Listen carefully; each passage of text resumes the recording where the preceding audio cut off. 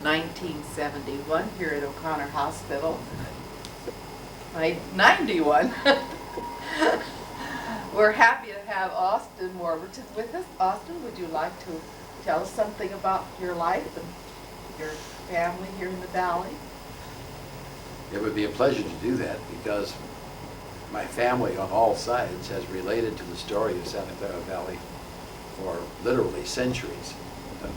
We'll try to brief it though. Let me start with my parents and my grandparents.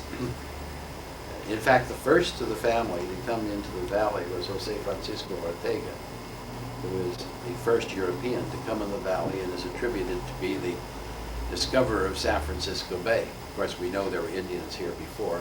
However, he was the first European, and he was scouting for the Porto La Serra Party in 1769. On my mother's side, we tie to quite a number of noted Spanish families who have roots in the valley. Ortega, as I say, who was my great-great-great-grandfather, 4 greats. My mother's mother was an Arguello, and the Arguello family had grants of land here in the valley, including the Las Pulgas grant that ran roughly from Palo Alto to South San Francisco and from the bay to the top of the mountain, and the Quito Ranch, which is out here by Saratoga. The two noted members of the Arguello family in direct ancestry were governors. One was one of the last of the Spanish governors, and that was Jose del Rio Arguello, and his son, Luis Antonio Arguello, who was the first native-born governor of California and the first Mexican governor. The widow of Luis Antonio, who was the granddaughter of Ortega, is buried in the Catholic cemetery in Santa Clara. Luis Antonio himself is buried at Mission Dolores in San Francisco. And then one of the later Arguellos, my great-grandfather, Jose Ramon Arguello, married Isabel Alviso. And you, of course, know the Alviso grant, the Rincon, and the area of the valley named for that family. So we tie on that side to a number of the Spanish people. And on my mother's father's side, Dens, we have the Irish coming in the 1830s, becoming a Mexican citizen. His son, they were doctors, and his son, my grandfather, ties, as I say, to Ireland. They really were located down in Southern California, down in the Santa Barbara area rather than here. But my mother is the issue then of the marriage between one of the Dens, Nicholas Den, and Isabel Arguello. My father's side, we had Dr. Warburton, Henry Hume Warburton, who was born in England, in the Midlands, in 1819, the same year that Queen Victoria was born. And he studied medicine with several of his brothers, and his father was a doctor too. Dr. Warburton came across to the New World in 1844, and then decided he would become a ship's doctor, and became a surgeon and doctor on the ship Korea, went around the Horn, went to the Sandwich Islands, now known as Hawaii, and eventually came to California in the mid-1840s and settled in Santa Clara, becoming the first doctor practicing in what is now the city of Santa Clara. He met my grandmother, who was a widow at the time. She had come from the Midwest. She was a Yankee, came by covered wagon in 1852, settled in Santa Clara, and one of her children by the former marriage was ill. She asked where she could get some good medical attention for the child and was told, go see the little English doctor. And that was my grandfather. The two, being single at the time, fell in love, married, and that's the start of the second family for my grandmother. And my father, Henry Luke Warburton, who was born in 1869, was the youngest child of that marriage. He had 2 brothers and 2 sisters, a couple of whom lived in Santa Clara for a long period of time. But in any event, my father, Henry Luke Warburton, started with Bob Faggio, one of the early banks in Santa Clara. Getting back to Dr. Warburton, though, because that ties to the O'Connor Hospital. He was one of the early doctors on the staff of the O'Connor Hospital. And practiced here in Santa Clara Valley from the time of his arrival in about 1848 until he died, until the day he died in 1903. In fact, I'm told by my folks that he went out to see a patient who needed him on the day he died. He wasn't feeling well, had pneumonia, came home, and expired shortly after taking care of the patient. He's buried, of course, in Santa Clara. His widow, Catherine, died in 1905. As a doctor, he had a lot of interesting experiences, one of which relates to the famous bandit Tiburcio Vasquez. You want to hear about that? Oh, definitely. That is a story to be told. Well, I'll tell it again. In any event, Tiburcio Vasquez, as you know, was born about 1835 down in Monterey. His family was a very fine Spanish California family, but something went wrong with Tiburcio. He got in with bad company. They murdered the constable, and the other two were caught, but he wasn't. The other two were hung, and he went on to quite a life of crime, robbing places, shooting a few people, and there was a big reward out for his arrest. He was finally caught, tried in San Jose in 1875, and on March the 19th in the afternoon at 1:30 was hung by the courthouse there on North First Street. The courthouse still stands, by the way. He was tried before Judge Belden, and they sent out invitations to come to his hanging. I have one of those invitations in my collection. It wasn't given to me at the time, but I inherited it later on. But tying again to my grandfather happened to be the family physician for a branch of the Vasquez family that lived in Santa Clara on Harrison Street. And after the hanging, they gave the body of Tiburcio to the family over on Harrison Street. And because they knew that he'd broken his neck in the course of the hanging, they called my grandfather to come over and see if he could set the neck, because they knew he was a good doctor and they thought he might be able to revive the man. My father, who was a youngster at the time, went with the doctor, but unfortunately my grandfather's medical competence wasn't good enough to restore life to Tiburcio Vasquez. Vasquez is, as you know, buried in the Catholic cemetery, and even in death his marker is a little bit out of line, but it does have the dates of 1835, 1875, and he reposes peacefully there. We've had a few other experiences from the standpoint of my grandfather. He traveled on horseback or by buggy all over the country, taking care of people. And his day books, which I have, are filled with names of old pioneer families that consulted him. So it's kind of fun from time to time to leaf through those and see who he was seeing 100 years ago or more than 100 years ago, what their problem was, what he did for them, and the record seems to show that he gave them a lot of advice. Some of his books in the collection are also interesting. One of them, I think it's called Materia Medica, something like that, was put out in 1817 in England. And it contains all kinds of information as to how you can get things from your plants in your garden and turn them into types of medicine to take care of various ailments. As you know, Mary, the Indians, long before the European came here, were making use of some of the native herbs to help themselves for some of their ailments. And our pioneer ancestors learned of those. And this book shows that even in Europe and in England, almost 150 years ago, they were using some of the things from the garden, like rose hips and other things of that sort, to use for medicines. And we have in our collection his old mortar and pestle that he used to grind some of these things, because doctors in those days didn't have a drugstore. They mixed their own medicines, or whatever it is they were going to use for medicine, to give to the patient. The equipment that they had sometimes is a rather gruesome type of thing in view of the modern improvements and modern equipment that we now have. But in any event, he lived for a time over on Lincoln Street in Santa Clara, and then the family growing, they decided to get a larger place, and they built a house at 714 Main Street, which is at the corner of Main and Santa Clara Street in Santa Clara.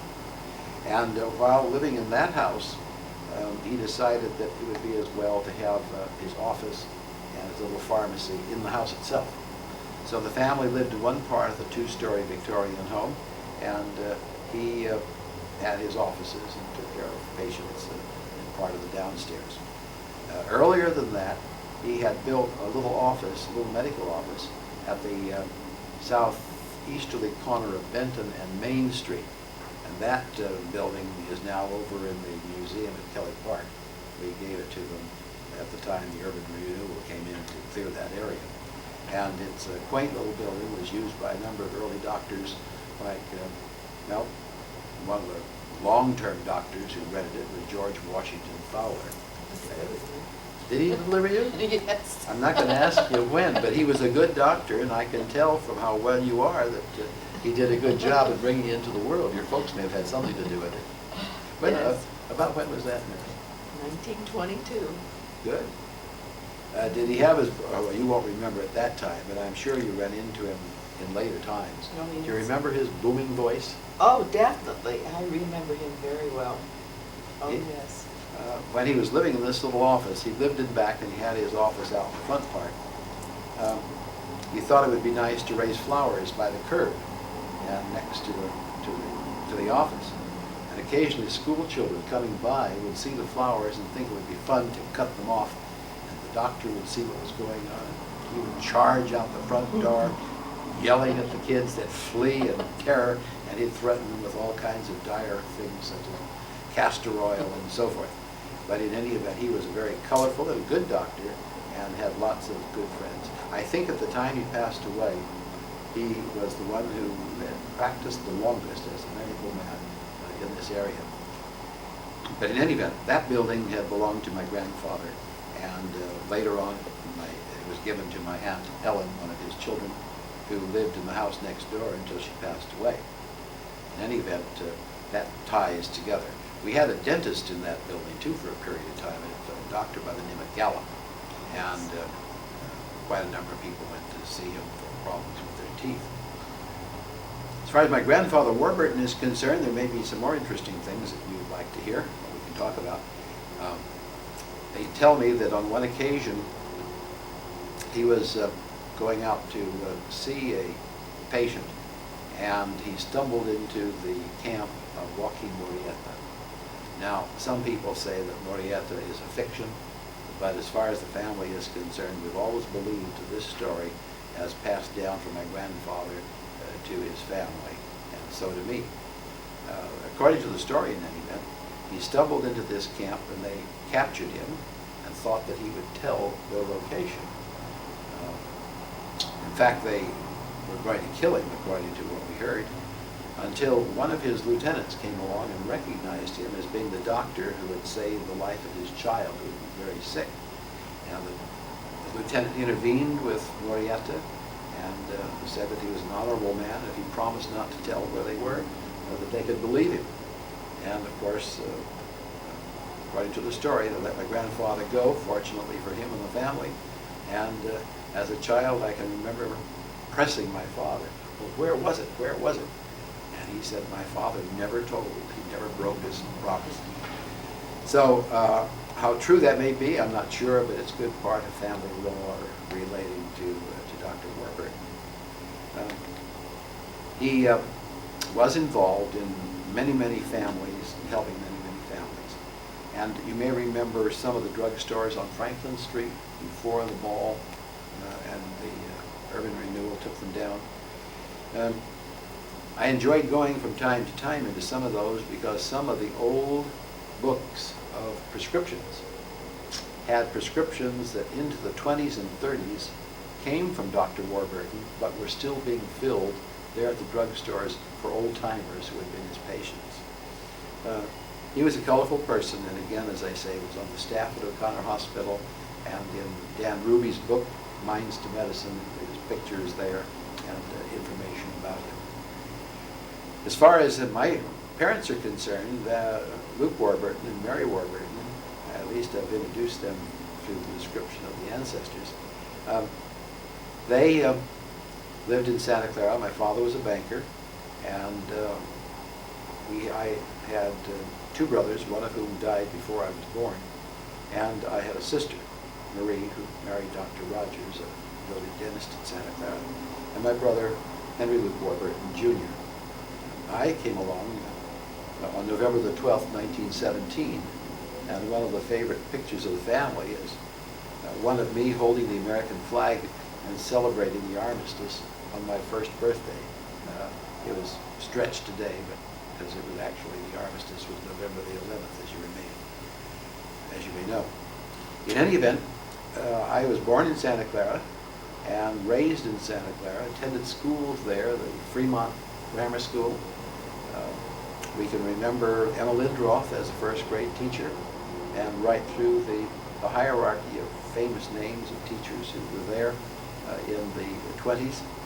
And it was a good school.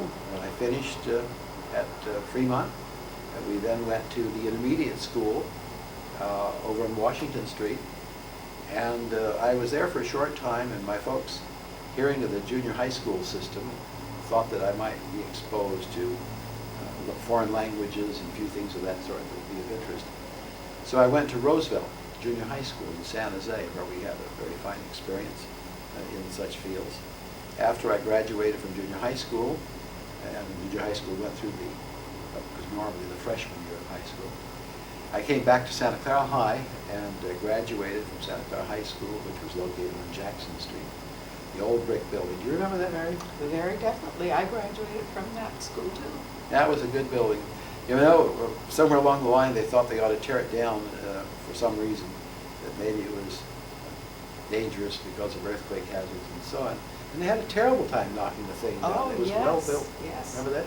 And it had ramps, That's true. which is quite an innovation today, but then we already had them. That's true. Today, they force people to have them, but they were forward-looking when they put the building up, going from the first floor to the second floor of the building. It was a great school. You bet it was. And we had some very interesting teachers and good teachers and principals who were there. And graduating from Santa Clara High, I went to San Jose State, where I graduated in 1938. And following that, I went to law school at the University of Santa Clara and graduated with my JD in 1941. I was admitted to practice in 1941, and then for a short time had charge of the state bar examinations that were given in 1942. You may remember that that's the time that World War II was breaking out, and I was involved with the military. I went into the Army and served in the Army for 4 years. The state bar examination position was offered back to me when I came out from the service in 1946, but I thought that it was going to be more fun to practice law. So instead of going back to the state bar offices in San Francisco and Los Angeles that I occupied back in 1942, I joined the firm of Campbell. It was then Campbell, Hayes, and Custer, Frank Campbell, Bob Hayes, and Frank Custer in San Jose. I had practiced briefly before going with bar examiners in 1942 with the Burnett family, Dave Burnett and John Burnett. They descended from the first Anglo governor of California, civil governor, John Burnett, and they had an office in the Bank of America building in San Jose, and were also closely tied in many respects to the Daughters of Charity. They were very supportive of the Daughters. Anyway, getting on with my personal story, I went up through the ranks through the years after the war to the present time in 1991. I have now for several years been chairman of the board of our firm, which is currently known as Campbell, Warburton, Britton, Fitzsimmons, and Smith. We have quite a number of attorneys, and I've been enjoying the practice. We've been involved with other things. As you know, I've served on the City Council in Santa Clara, Planning Commissions, the Juvenile Advisory Committee for the County of Santa Clara, many other things of that nature, but I don't think that that's overly exciting for this film or this purpose. Coming back, though, to my relationship with O'Connor Hospital. When I was a kid, I was just 6 or 7, as I remember, I'd been having problems with my tonsils. And We had Dr. J.I. Beatty as our family doctor. His offices were on Main Street in Santa Clara, Main and Benton, had offices behind his home. And he thought the appropriate place for me to have my tonsils out was O'Connor Hospital. This was when it was back in the red brick building. It's shown in this painting above our head. So sure enough, they took me to the hospital, but I was rather apprehensive as to what was going to happen to me. I'd never spent a night away from home before, and I was really quite frightened. They did know, however, that even in those days I liked ice cream. Now you're laughing, Mary, and you know how much I like it because we've been good friends for many, many years. It's my favorite dessert. I'll eat it for breakfast even. But in any event, they enticed me at the O'Connor Hospital to voluntarily have my poor little tonsils out by saying I could eat all the ice cream I would like once the tonsils were out. They didn't tell me how sore my throat was going to be, but in any event, I can remember being put out. They gave me a general anesthesia. They had me blow on a balloon and inhale, and I thought this was great because the doctor and my folks were urging me to see how big I could get the balloon. Being rather competitive even in those days, I puffed and I inhaled and I puffed and inhaled, and the next thing I knew I was out and my tonsils were out and my throat was too sore to even enjoy the ice cream that they offered when I came to and knew what I was doing. So that was my early experience with O'Connor Hospital. The treatment was fine, the service was good, my tonsils were eliminated, and I don't know whatever happened to them. I'm sure that they were disposed of as bad tonsils were usually done in those days. It was of some interest to me too because my mother had told me about the O'Connor Hospital and her experiences. As a young woman, she thought she'd like to be a nurse. And have I ever told you this story? No, I haven't heard this one. Oh, well, okay, here it comes. We're all ears. She, as a young woman, thought she'd like to be a nurse. Well, obviously, if you're going to be a nurse, you had to go to the nursing school and learn how to do the job. And O'Connor Hospital, this is back in the 1890s, had a very good nursing school. And I think that Dr. Hall, Marshall Hall's father, was involved in the program and also was on the staff of the hospital back at that time. I think the mother was in the second nursing class at O'Connor's. But in any event, she came to O'Connor's to learn. And in those days, when you wanted to be a nurse, you dedicated yourself to the program. You were supposed to stay in and study and work with the patients at the hospital. You were not supposed to go out with young men, and these were the rules. It seems that my mother, earlier on, had met my father down at Del Monte. My father and Bob Fadja not only were in banking business together in early years, but they also played tennis. In fact, they were the county doubles tennis champions for a time. And so they would go to play tennis in various places, including Del Monte, which had very wonderful tennis courts. And while there, my father met my mother. My father living in Santa Clara, my mother coming here for her home at that time was down south, down Santa Barbara, provided them an opportunity to get together, except that this was sort of violating the rules. And they got together sufficiently well that they decided to get married.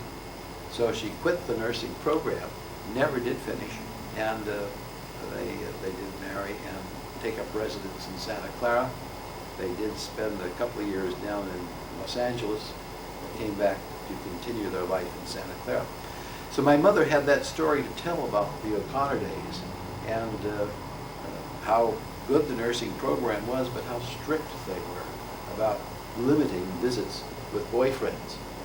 I asked, well, how did you get around that, Mother? And she said, well, I did have to tell a little fib. And the little fib was that my father wasn't her boyfriend, but was her uncle coming to visit, and as a family member, they'd let him come in and see her. It was a good story, and it had a good result, even though I'm afraid the hospital was deprived of a good nurse, because I know she would have been a good one. Then moving on to later times, I've had a good many friends who have been doctors on the staff here. when Ruby put his book together, Minds to Medicine, he came over and we discussed things with him, gave him some information from family records and archives. And then in more recent years, I have been involved directly with the hospital on some of the boards. Currently, as you know, I'm on the Wakana Hospital Foundation board. I'm on the Charity Care Committee of the hospital. And that's a very interesting assignment, for part of its responsibility is to review the very charitable purposes of the Daughters of Charity in providing help to those who need it, medical help to those who need it here. And the scope of the program is enormous. It's not only providing medical care, but also reassurance. A program, for example, where people who are at home alone, have no direct contact with others, will have someone on this group call each day to make sure they're all right. We have all sorts of programs like that are going on that are supportive and helpful to the people. And then too, as you know, some years ago, it was thought that we ought to get those together who related historically to the hospital. Miles O'Connor and his wife helped set the hospital up with the Daughters of Charity in command back in 1889.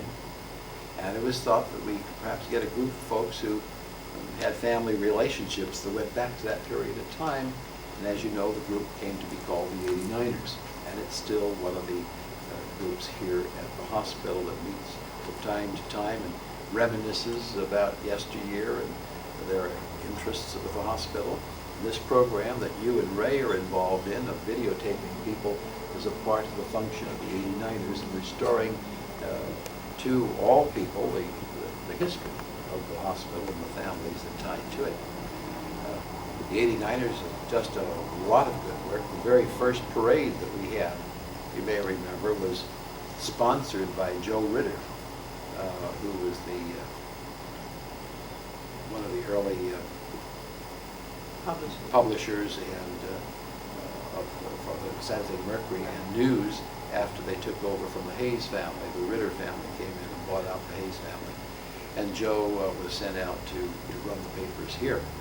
And Joe was very interested in the hospital, very supportive, contributed substantially. And when we, as the 89ers, were wanting to get some money together to help pay for the thousands of dollars necessary to set up the parade and the lunch and things of that sort for recognizing these people, old people, Joe came forward and, as I remember, came up with $10,000. It was some substantial sum in those days.